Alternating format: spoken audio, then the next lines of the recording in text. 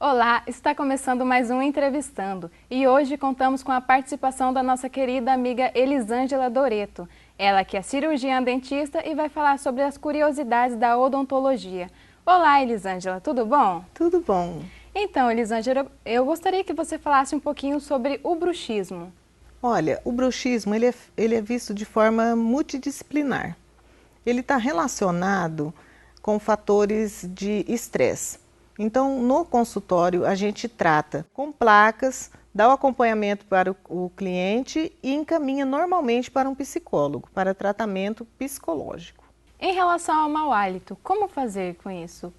Olha, o mau hálito nada mais é do que o cuidado diário. A gente deve fazer o acompanhamento ao dentista de 6 em 6 meses. E escova e fio dental, gente, só apenas escova e fio dental e o acompanhamento com o dentista a cada 6 meses é o suficiente. Em uma postagem na sua rede social, eu vi que a senhora havia postado uma notícia dizendo que a má higienização bucal da gestante pode causar o parto prematuro. Isso realmente é verdade? É verdade. Eu tenho a sorte de trabalhar com uma equipe de profissionais médicos e a gente tem prestado atenção nisso aí. E tem vários estudos já que comprovam. Quando a gestante faz no seu pré-natal um acompanhamento odontológico, a gente consegue ter um parto mais tranquilo, a gente consegue ter maior qualidade no momento do parto. Então, é muito interessante a gestante fazer um acompanhamento odontológico durante o seu pré-natal. O que seria a gengivite?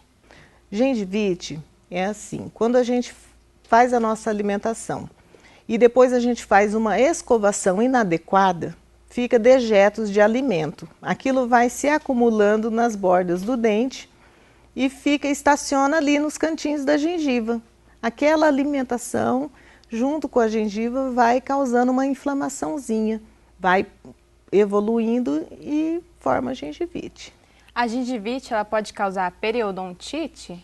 Sim, a gengivite ela vai persistindo por longos períodos que se não for tratada, não for diagnosticado, ela evolui com os anos para periodontite e possíveis perdas dentárias. Quais seriam os sintomas da periodontite? Esse é o grande problema que nós temos na odontologia, porque a gengivite e a periodontite normalmente não têm sintomas. Quando um paciente ele tem cárie, ele tem outro problema de restauração infiltrada, às vezes uma maloclusão, normalmente ele reclama de sintoma, que é dor, mas na periodontite não temos.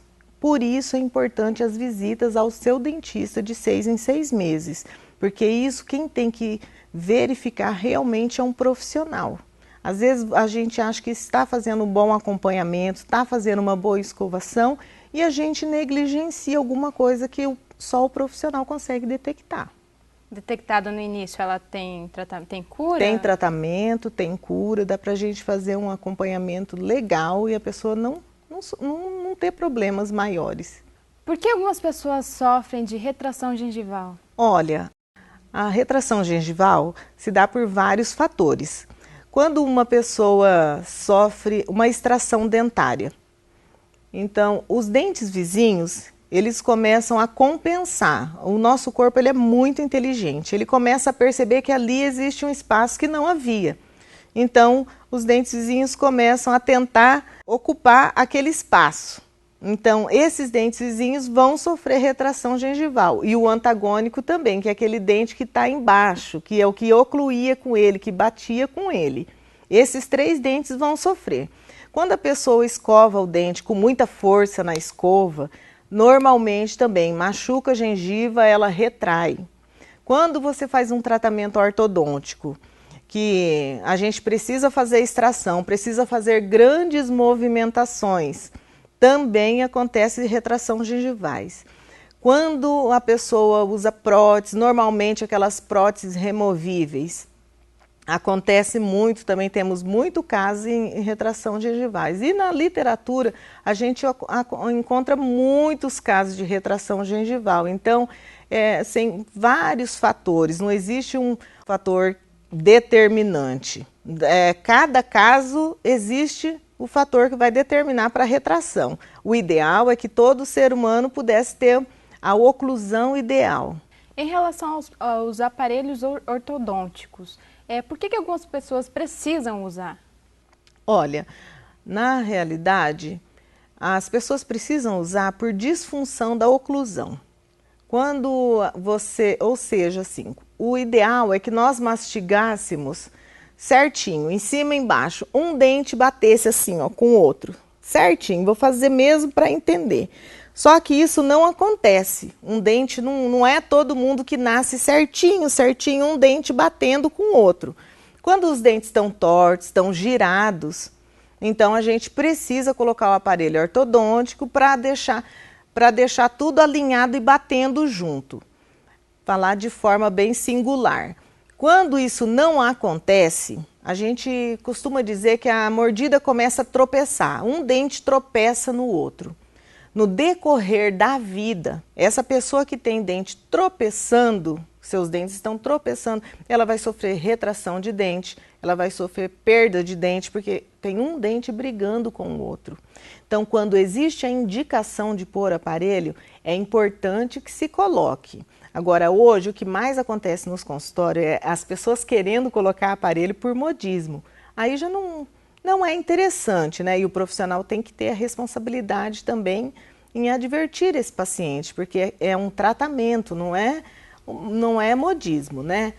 Entendi. E agora acontece também assim, quando o problema não é grave, só tem rotações de dente, dá para melhorar também, a gente alinha os dentes e devolve realmente uma estética melhor. Quem é que não quer ter um sorriso bonito, né? Isso é verdade. E em relação àquelas pessoas que precisam usar e não querem usar? É uma questão assim também do profissional ter uma liberdade maior, conversar com o seu paciente e orientando ele. Eu acredito muito, Alana, no amor do profissional com a sua profissão e com o seu cliente. Quando você trabalha com amor, você consegue mostrar para o cliente o que é necessário, sem invadir o espaço do não querer e do precisar. Quando você faz um tratamento querendo realmente o melhor para o seu cliente, ele consegue sim entender a mensagem, sabe? A gente encontra pessoas que são relutantes ao tratamento ortodôntico, mas quando você conversa, você orienta, as pessoas ainda assim, elas querem o melhor para si. É muito difícil a pessoa persistir no não querer. Normalmente as pessoas querem o melhor para si, não é verdade? Em relação às cáries, as devidas cáries, o que causa, na verdade, e como você pode evitar? Olha, na verdade, as cáries, elas causam assim, por causa da má alimentação, né? E os horários de escovação que normalmente não bate com essa má alimentação, né? Hoje na correria a gente toma um cafezinho, depois daquele cafezinho a gente não para escovar o dente.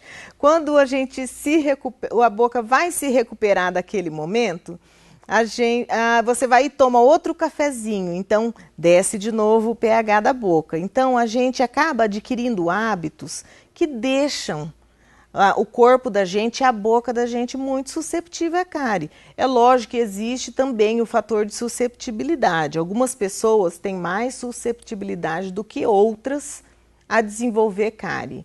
Mas o que, assim, 90% é o cuidado. Quando a gente toma um suco, quando toma um refrigerante, as pessoas não têm hábito de escovar dente depois.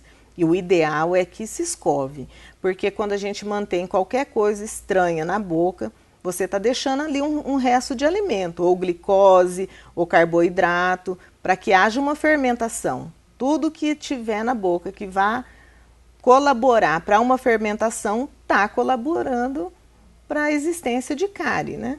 Então, só para encerrar, quais são os cuidados que a pessoa deve ter além da escovação?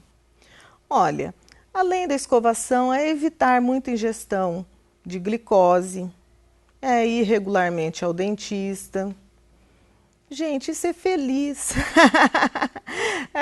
O ideal da vida é assim, da vida e da saúde em geral. É que a gente se priorize. Hoje, nesse mundo que a gente está vivendo tão conturbado, a gente não pensa em si mesmo, né? A gente não adquire hábitos assim que cuide mais da saúde. Quando a gente cuida mais da saúde, em geral, a gente também está cuidando mais da saúde bucal. Então, menor ingestão de glicose é muito interessante, menor ingestão de carboidrato. Não é não comer, sabe?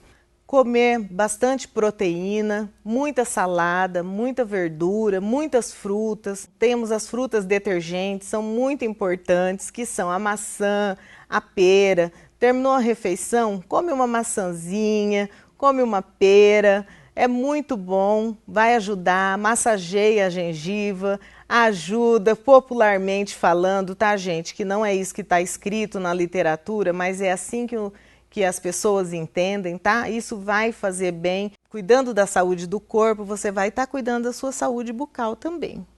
Obrigada, Elisângela Doretto. E esse foi o nosso Entrevistando de hoje. Até a próxima!